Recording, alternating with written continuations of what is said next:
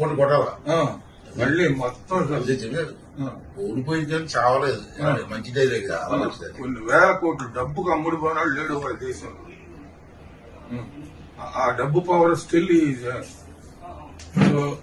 మీ ధైర్యం నచ్చింది, చాలా మంచిది. ఓడిపోయాడు కానీ చావలేదు, ఇంతే కరెక్ట్.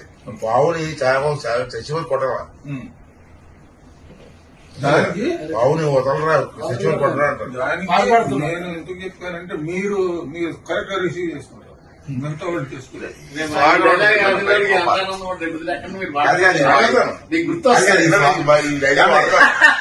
ఈ స్వాగతం వాడాలి.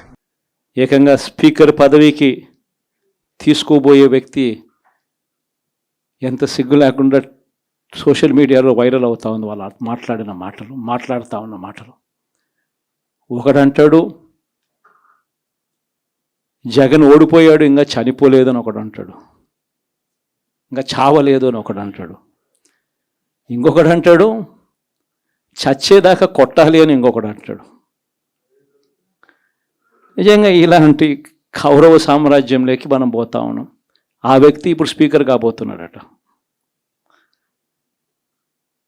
ఇలాంటి పరిస్థితుల మధ్య ఆ కౌరవ సామ్రాజ్యంలో అసెంబ్లీలో ఏదో మనం చేయగలుగుతామని చెప్పి నాకైతే నమ్మకం లేదు. కానీ పాపాలు పండే కొద్దీ